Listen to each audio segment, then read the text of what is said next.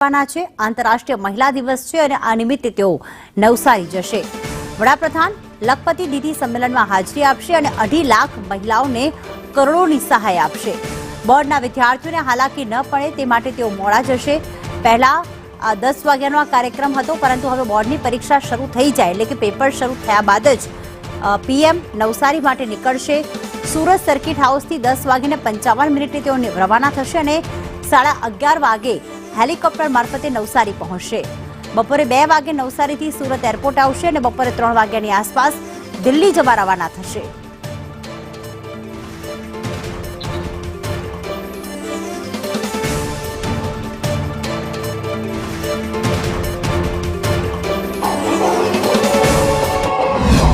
પ્રધાનમંત્રી નરેન્દ્ર મોદી આજે નવસારી આવવાના છે।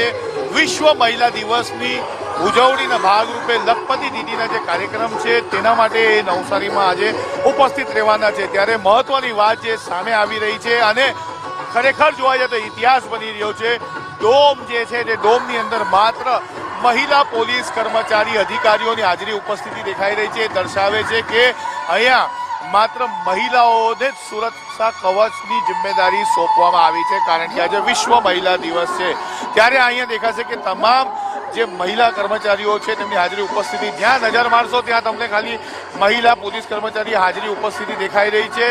મહત્વની વાત છે કે જે કાર્યક્રમ છે નવસારીના અંદર જે પુરુષ જે પોલીસ કર્મચારીઓ છે તે ડોમની બહાર પોતાની ફરજ નિભાવી રહ્યા છે, પરંતુ 3000 જેટલા પોલીસ કર્મચારીઓ જે ડોમની અંદર છે તે તમામ મહિલા સુરક્ષા કર્મીઓ છે।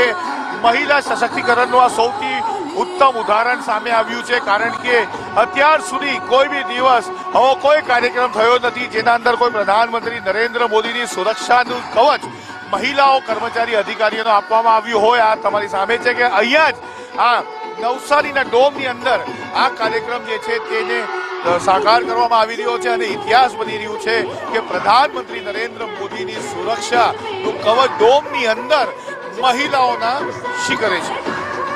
કેમેરા પર્સન ભૂષણ ચૌધરી સાથે આઝમ સાથે સંદેશ ન્યૂઝ।